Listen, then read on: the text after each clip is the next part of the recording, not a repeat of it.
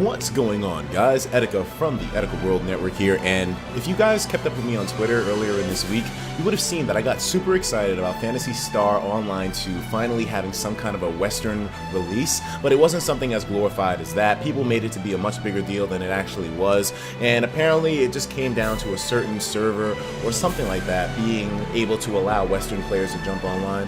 It really was not the localization that I've been praying to the Phantasy Star gods for, and the title of this video, of course, is holding true because Sega insists on playing with my erection endlessly. Let's go into the article right now. We have something from Niche Gamer, which is going to explain the situation a little bit more. So let's go into it here. And I'm not sure how many of you dudes are interested in Phantasy Star. It's a really old series, and I know it hasn't been on top of its game too much when it comes to the Western side of things for quite a while now. I'm not sure about other regions. I know in Japan, Phantasy Star is still strong, but here in the West, not so much. But I'm sure it has a really good reputation with a lot of you dudes, so some of you may be interested in this.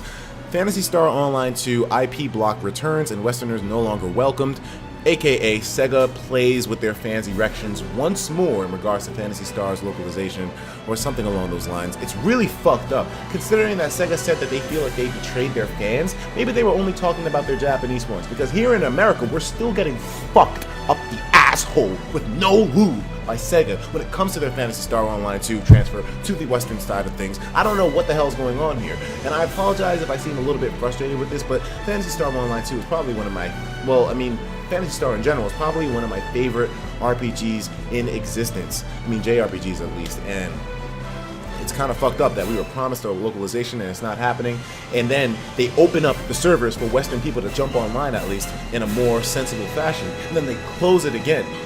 What are you, how many boners can you bust, Sega? How many boners can you bust? And I'm not talking about bust like an orgasm, nigga. I'm talking about bust like foot crushing, nigga. Why would you do this to me? I'm not into that shit. I'm not into having my genitals crushed. Please, Sega. Much excitement was had around the web last week, and like I said, I was going crazy about this shit. Earlier in the week, you should have seen the way I flipped off the fucking wall when I heard that Phantasy Star at some point, Online 2 at least, was going to be made available for the Western audience. Like, I know the details weren't that cut and dry, and I know there was a lot more stuff that make it complicated, but people were losing their shit. I was going crazy on Facebook, Twitter, on MySpace even. Not really, but anyways, much excitement was had around the web last week when it was reported on many sites that the Southeast Asia version of Phantasy Star Online 2 was no longer blocking non-Asian countries' IPs. Some were quick to point out that it would switch back, or perhaps the removal was due to temporary server maintenance, but many, like myself, hoped it was a sign of Sega loosening their grip on the title. Unfortunately, reports, thanks to this guy, have come from several places that the IP block has returned, with Western players now getting errors when trying to connect. Some are reporting that even the previous method of using VPNs no longer works. And this is the method that a lot of people played with beforehand as well, too. I know Tails Channel played with it, I know Joseph on Deck played with it, with many of them being banned. It turns out that the IP block was removed to help people within the game's official territories connect to the server, supposedly alleviating the latency and connection issues that it had been experiencing as of late. So the IP block was removed in order to help people with the game's official territories connect to the server. How would letting the whole world jump in on your Phantasy Star Online 2 servers help with people not being able to connect in America? In your regular territories, Japan and whatnot. I don't know. The saddest part of this story is that those Westerners who spent money in the cash shop are now unable to access the digital goods that they have purchased. One does have to wonder what they will do if all those people file a chargeback on their cards and get refunded the money. And once again, another story of Sega and their stupid policies, although many companies out there have stupid policies in some form or fashion, but Sega's in regards to this is probably one of the most retarded I've ever seen. We were promised a localization, we don't get that, and then on top of it all, people that do try to jump onto the server in some way are still getting rammed with a hot rod simply for trying to enjoy a game that was promised to us but we never received.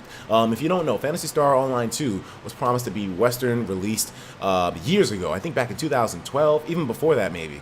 and it's a shame that this is not coming to fruition at all, and that Sega still has their dictatorship over who the hell can join online with Phantasy Star Online 2. It's absolutely retarded, and apparently VPNs aren't working either, so people who were already trying to bypass that by going onto servers are getting rammed as well. And the craziest part about this is that for a while, when you joined online with Phantasy Star Online 2, you could not type in English, or else moderators could potentially see that and know, hey, this motherfucker's he's not from Southeast Asia, he's not from Tokyo, fuck this dude, and ban your ass for that. So I mean, hey, as you can see, I'm a little bit passionate when it comes to this whole thing. Guys, let me know what you think about this. Do you feel like Sega is justified in their behavior? I definitely don't think so at all, but I mean, you guys gotta let me know in the comments, and I'll talk to you in the next video, man. Take care of yourselves, and of course, as usual, please have yourself a damn good one.